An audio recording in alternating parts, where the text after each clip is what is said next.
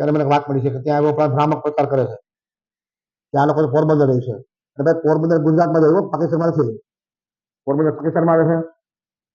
અહીંથી પહોંચતા મને અડધી કલાક 20 મિનિટ લાગે. આ ધારાસભ્ય સુવિધા છે મારી, તો હું ઘરે મારે પોરબંદર જાઉં છું, તો મારા વિસ્તારમાં કેમ સુવિધા થઈ કોઈને?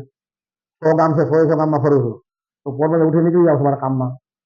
અને અહીંયા પોરબંદર કઈ ગુનો નથી થઈ. મારી વાડી ત્યાં કંડલામાં મારું ફાર્મ હાઉસ બનાવ્યું છે, બરાબર. કુતિયાણામાં મકાન કોઈ બનાવવાનું, મકાન ગોતો સારું, પ્લોટ બધે બંગલો બનાવી નાખો, અને અહીંયા જ રહેવાના છે, કુતિયાણા રહેવાના છે, એવું કહે છે. અત્યારે પ્રજાને એવી રીતે ભ્રામક પ્રચાર કરી બીવડાવે આવે છે. એ તો પોરબંદર છે, અહીંયા પછી આવી વાતો કરે છે, એટલે એના બે મતલબ થાય. સ્થાનિક સ્વરાજની ચૂંટણીને લઈને કુતિયાણામાં જોવા જેવી થઈ છે. આ વખતે નગરપાલિકાની ચૂંટણીમાં કાંધલ જાડેજા મેદાનમાં ઉતર્યા છે. કાંધલ જાડેજાએ તેમના ભાઈ કાના જાડેજાને સમાજવાદી પાર્ટીમાંથી ટિકિટ અપાવી છે. ધારાસભ્ય અને નગરપાલિકાના પ્રમુખ ઢેરીબેન ઉડેદરા વચ્ચે મોટો જંગ જામ્યો છે. વર્ચસ્વની આ લડાઈમાં કોણ બાજી મારશે તે એક મોટો સવાલ છે. નમસ્કાર, સ્વાગત છે આપનું BS9 TV ન્યૂઝ પર. હું છું આશીષ અગેરા. સ્થાનિક સ્વરાજની ચૂંટણીને લઈને કુતિયાણામાં જોવા જેવી થઈ છે. કાંદલભાઈએ પોતાના વિરોધીઓને ચોખ્ખા શબ્દમાં કહી દીધું છે કે કુતિયાણામાં જ રહેવાનો છું, લોકોના કાર્ય કરવાનો છું, અમારો જોરશોરથી પ્રચાર ચાલુ છે, અમારી સાથે જનતા નીકળી પડે છે, લોકોનો ભરપૂર પ્રેમ મળે છે. ભાજપનું 30 વર્ષથી શાસન છે, છતાં કાંઈ વિકાસ નથી થયો અને પ્રજાને હેરાન કરી છે. ધારાસભ્ય કાંદલભાઈ જાડેજાએ શું કહ્યું, આવો સાંભળીએ.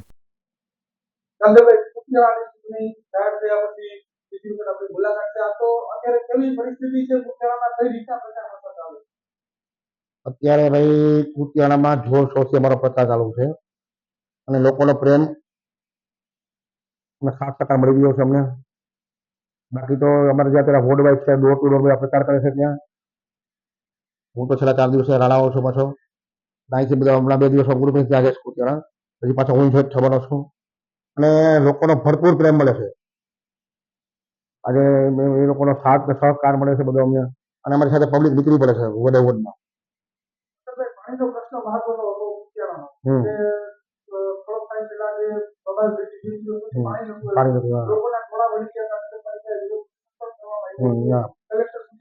મારી ઓફિસે પછી આ બધા મારા ખારીને બધા લોકો આવ્યા હતા, અને હું ગયો ત્યાં પછી ત્યારે 20 દિવસથી પાણી નતું આવ્યું કુતિયાણામાં.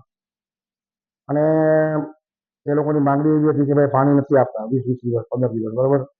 અને જ્યાં ત્યાંનું પોરબંદર કુતિયાણાનું છે, તો એમાં એવું હતું કે ભાઈ જે વોર્ડમાંથી એમને મત મળ્યા હતા ધારાસભામાં, એમને પાણી આપતા હતા, નતું બધે પાણી નતા આપતા. આવો નહીં હાલે કે ધારાસભામાં જે 22 વર્ષ મળી ગઈ એમાં ફોટો રાગદેશ રાખી અને બંદૂક રાખીને હલાવતા હતા બધું. અને મને ફરિયાદ મળી તો હું ત્યાં ગયો, ત્યાં આવી ગયો, કલેક્ટર સાહેબ મળ્યો હતો કે ભાઈ પાણી સાહેબ બારીમાં વ્યવસ્થિત આવે છે, 20 દિવસ પાણી નથી આવતું, પાણી ગમે તે નિયમિત ચાલુ કરાવો. એ લોકોનું કહેવાનું એવું હતું કાલિંદીમાં જે નગરપાલિકાના જે કુવા છે એમાં પાણી ખાલી થઈ ગયું છે, ત્યાં નગરપાલિકાના 5 કુવા છે કાલિંદીમાં. તો એ મેં પછી મારા કાર્યકરને મોકલી, તમારે કુવામાં પાણી હતું છતાં પાણી નથી આપતા. એનો મતલબ શું થયો? પબ્લિકને હેરાન કરવાનો મતલબ ને.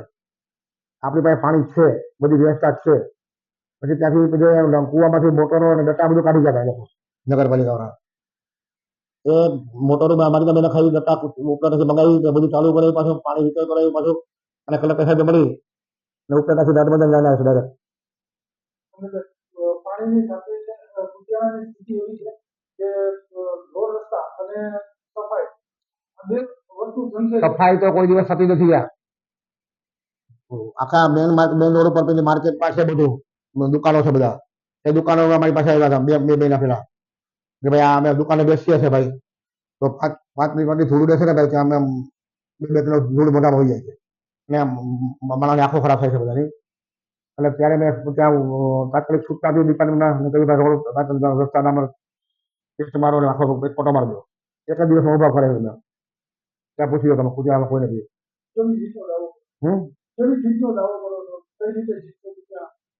જીતમાં અમારે અત્યારે બધી રીતના અમે 7% મળે છે.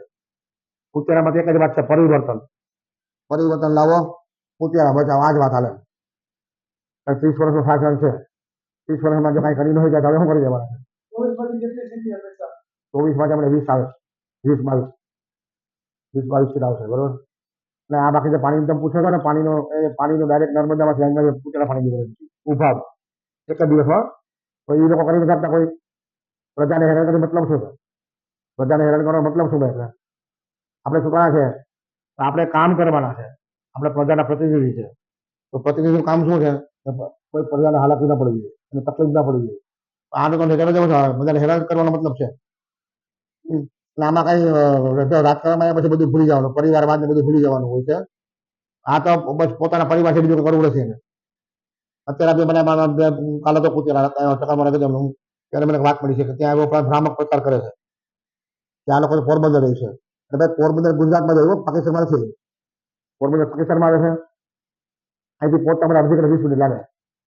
આ ધારાસભ્ય સુવિધા છે મારી, તો હું ઘરે મારે પોરબંદર જાઉં છું તો મારા વિસ્તારમાં કેમ નથી કોઈને? 100 ગામ છે, 100 ગામમાં ફરું છું તો પોરબંદર ઉઠી નીકળી જાઉં છું મારા કામમાં. અને અહીંયા પોરબંદર કઈ ગુનો નથી થઈ. અને મારી વાડી ત્યાં કન્નડામાં મારું ફાર્મ હાઉસ બનાવ્યું છે, બરાબર. કુતિયાણામાં મકાનો કઈ બનાવવાનું, મકાન ગોતો સારું, ફ્લોર બધે બંગલો બનાવી નાખો.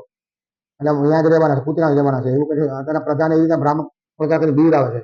એ તો પોરબંદર છે, અહીંયા પછી આવી વાતો કરે છે. એટલે એના બે મતલબ થાય, સમજાય? એ તો પોરબંદર રહેવાના છે, અહીંયા કોઈ નથી રહેતા. પછી તમે અહીંયા પ્રજા બધી પીછાયેલી છે, બહુ દબાયેલી પ્રજા છે. કુતિયાણામાં ક્રાંતિની જરૂર છે, સમજ્યા તમે?